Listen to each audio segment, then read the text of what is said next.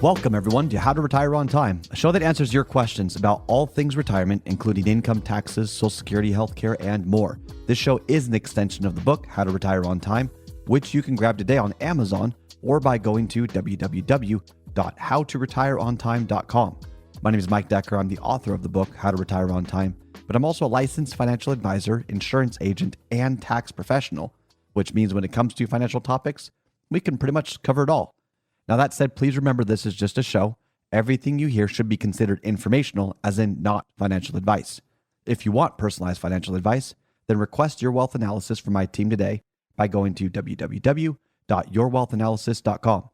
With me in the studio today is Mr. David Franson. David, thank you for being here today. Hello, thank you. David's going to be reading your questions, and I'm going to do my best to answer them. You can send your questions in right now or anytime this week by either texting them to 913-363-1234. Again, that's 913-363-1234. Or email them to heymike@howtoretireontime.com. Let's begin. Hey, Mike, is it true that you need $1.5 million saved to be able to retire? I've seen this ad before. Yes, many times. I have as well. So if you are the average person with the average income and the average income expectation in retirement with the average expenses in the average city fill in the average for every situation, then maybe that's true. The thing about these advertisements is I hate them, but I appreciate them. Okay, why is that? So you can't not have money to retire. So if you say, hey, I've got like $10,000 to my name, I want to prepare to retire in 5 years. Well, that's just not going to happen. So you do need to have some money saved. So I appreciate them saying, hey, you need to have some money saved, like start now, or hey, let's get serious about this thing. Hopefully you've been saving at least 10, 15% of your income every year in a 401k at the very least. But the reason why I hate it is because, think about the expenses in Kansas City versus the expenses in New York City. They're very different. Yes. Think about the expenses in Kansas City versus, let's say, Iola, Kansas. Okay, a little shout out to family down there. But they're very different places to live. Kansas City, for example, you might spend $500,000 to $1 million on a house. If you go to the outskirts of, Clinton, Missouri, or Iola, Kansas, you might spend $100,000 to $200,000 for a similar house. And I say might. There's a lot of overgeneralization there, but you get the idea. It's just different. So the idea behind this, I think, is saying, hey, you should probably save money. You ought to know how much you need to save in order to retire. I appreciate the intention there, but everyone is so different. I've seen people retire with less than $200,000 to their name. Really? In that situation, it really came down to tax planning. All of their assets were in IRAs, and so they had to figure out how to slowly convert assets and then maintain a lower tax bracket so their Social Security was tax-free, that their income was below a certain threshold, so that was efficient, that RMDs wouldn't disrupt things, and that we were taking advantage of not the zero tax bracket, but the lowest tax bracket and the standard deduction. I'm not a CPA, but a CPA hat would wear in that situation, right? I've seen people that had millions of dollars that could not retire because the income that they wanted exceeded the amount that their assets could support. So it just depends on what you want. Now, something that a lot of people don't really think about, David, hopefully you have some fun with this, but where's the money? Before you started working here, did you ever think about that? Like, hey, maybe I have a different amount of money I'm going to access from 401k versus my brokerage account. Like, those are very different scenarios. Yeah, I had not thought about that once. So 1.5 million of what? So 1.5 million of an IRA is a very different situation than a 1.5 million of a brokerage account. Okay. Right? You've already paid the taxes in the brokerage account. It's invested in somewhere. And even then, are those assets in a long-term capital gains situation? Is the basis low? So when I say basis low, has there been significant gains in those positions?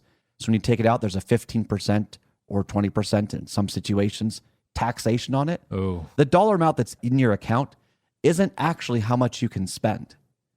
The ability to distribute or to take the money out so you can spend it is a whole nother factor. And that can be the difference between people being able to retire and not retire. mean, look at your IRA.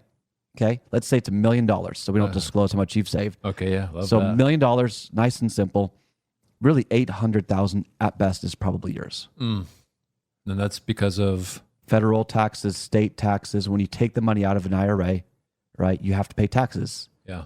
Is 1.5 million enough to say? I don't know, because it depends on how much you want as income, but it also depends on how much you have saved and associated with that income and where it is saved. There are levels or layers to this that need to be uncovered. And this is why it gets, I think, very complex, and oversimplified plans maybe gloss over some efficiencies that could have been incorporated to help you get more out of your hard-earned money. So how to create income, I think, is the crux of the whole situation. How do you enjoy spending your money, right? Sure. That's a tax problem, not just an investment problem. And we can talk about income, we can talk about taxes, but there's a whole nother layer that I want to mention here too. So we talked about the taxes. You take the money out, you pay taxes if it's IRA, right? If it's capital gains issues, to access the money, you have to sell it to be able to spend it. You've got some tax issues and all of those strategies. Okay, it's a tax problem. Got it. And RMDs, by the way, they can push you into certain tax situations that aren't ideal. Okay. All of that matters. Okay. So let's say that all that's solved. There are still other things you need to account for. So is $1 million, 1.5 million enough if you and your spouse were to retire and be retired for the next 20 years? Maybe. Well, what if one spouse, you or your spouse, were to pass within 2 years? Is it still enough? Because your taxes just went up and one Social Security is now gone. What if that's 30, 40,000 and your expenses roughly stay the same? That can destroy a retirement. Didn't think about that, yeah. People fixate on this dollar amount and they forget the strategies that need to be worked into the equation. Market risk. Okay, so 1 million, 1.5 million saved up, great. What's the market going to do for the next 10 to 20 to 30 years? That kind of matters. If markets are always averaged 6, 7% year over year, it'd be a very easy thing to solve. But markets can go flat for 10 plus years period of time, which Goldman Sachs has come out and said the equities market may be flat for the next 10 years, like it was in 2000, like it was in 1965, like it was in 1929, like it was in 1906. Notice the pattern? Right. It happens. It happens. And does it make sense why a flat market can suffocate your retirement? I mean, you're retiring with the idea or the intention you're going to grow your assets and you can take income off of the growth. Right. That's a strategy for many people's retirement plans. Okay. Many people use that. Well, if it doesn't grow for 10 years, you're going down slowly. And if you're going down slowly, then you have less money to try and recover from when the markets eventually take off. Makes sense. Market risk might factor into how much do you need to save. And then you've also got other things like reinvestment risk. I don't think we've ever talked about reinvestment risk on this show. It doesn't sound familiar. So reinvestment risk is the idea that when an investment comes due or matures, what's the going rate at that time? So, okay, CD, 1 year CD, let's say it's 4% for easy times, right? Okay. Well, what's a CD can offer you in 1 year? No one knows. Right. So what if you're living off of, right now, all your money is in CDs, the 1 million or 1.5 million, and that 4% works for you. But then the Fed drops rates, now CDs are at 2%. Your income just got cut in half. Ooh. So what do? Do you just take the hit? I guess you'd have to. So reinvestment risk affects many, many things, like those who are using CDs or treasuries, for example, or any fixed account municipal bonds, corporate bonds, okay, can affect those. Interest rate risk, reinvestment risk can also affect fixed or fixed indexed annuities. So a lot of people have been renewing annuities lately because they bought it in like 2014, 2015, 2016 when interest rates were low. They're now higher. And so they could enjoy some reinvestment risk and actually get a better annuity, technically speaking. I know a lot of people have been doing this year, but it can be the inverse. You could have your annuity come due and then end up with a crappier situation. So these are things that need to be thought about and talked through before you really dive into how much do you need to save? Well, it depends, and this is why. And let me just reiterate again why. How much you save really is contingent on how much money do you need in income? What other resources do you have? Social Security? Do you have a pension? Do you have real estate income and all of that? It's a tax equation. Income planning is a tax problem, not just an income problem. You've got market risk, you've got spousal risk, you've got reinvestment risk, and those are just kind of the top risks. Congress could, in the future, anytime, pass new law that says your taxes are going up. Instead of now 20% of your IRA being subject to taxes, maybe it's 30%. These are things that people need to understand. It's not just I've saved enough, I can retire and it magically works out. I frankly think it's rather unfair that we've gotten rid of the pensions as a whole and gone to this 401k situation to where we are now deferring or demanding, is probably a more appropriate word, that people who do not have a financial background are now expected to manage their money like a financial professional. It's a big ask. Well, and then these big companies are touting out these oversimplified ideas and glossing over things like spousal risk, reinvestment risk, market risk, or tax risk.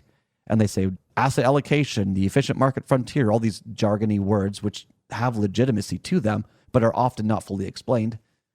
Just do this and you'll be fine, and close your eyes. And it just bugs me. Yeah. Your ability to retire really depends on many key points. And if I've said it once, I've said it again. There's no such thing as a perfect investment product or strategy. There's no one investment that can do everything that you need. There's no one strategy that can solve all of your problems. We want it simple. Humans inherently want simple. There's the classic business expression, keep it simple, stupid, that we all want to cling on to. The problem is it's never going to be simple.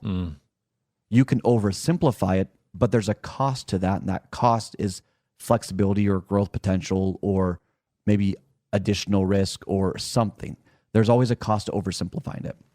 And this is why over and over again, I cannot say this enough. First, put your plan together. Just basic numbers. Can you afford to retire based on the income that you want and the assets that you have? And then dive in to the efficiencies and the strategies. That's how you address market risk. What if the market did go flat for the next 10 years? Could you handle it? What if a spouse were to pass? Would it be okay? What if interest rates were to just tank? What would happen? Then you put together your growth-focused portfolio, including the reservoir strategy, which I talk about in my book, How to Retire on Time. Basically, just like a city has a reservoir of water in case of drought, a reservoir, how I define it, is a group of principal protected assets in your portfolio that you can draw from whenever the markets go down or you experience financial hardship. That's it. Because if it's principal protected, you can't lose money, so you can't accentuate losses, so you can use it and tap into it while your other accounts have time to recover. That's it. A reservoir is not an actual strategy. It's an idea. You can use CDs, treasuries, fixed index annuities, cash value life insurance. There's a number of investments or products that can be used for it. But the idea is that it's there for when you need it. So let me say that all again. Plan first. Explore these strategies and the efficiencies to help get more out of your money while you prepare for risk. The many layers of risk so you can determine you have saved up enough or not.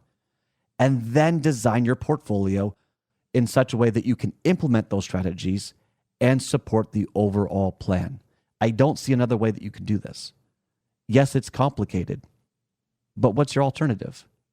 You could just throw it all in the market and hope it works out. You can buy a bunch of annuities and turn on income for life and hope inflation doesn't erode. Hope taxes don't erode your lifestyle. Hope you don't have a life event that you may not be able to afford. Those simple strategies, that's the crux of it all. That's all the time we've got for the show today. If you enjoyed the show, consider subscribing to it wherever you get your podcast. Just search for How to Retire on Time. Discover if your portfolio is built to weather flat market cycles or if you're missing tax minimization opportunities that you may not even know exist. Explore strategies that may be able to help you lower your overall risk while potentially increasing your overall growth and lifestyle flexibility. This is not your ordinary financial analysis. Learn more about Your Wealth Analysis and what it could do for you regardless of your age, asset, or target retirement date. Go to www.yourwealthanalysis.com today to learn more and get started.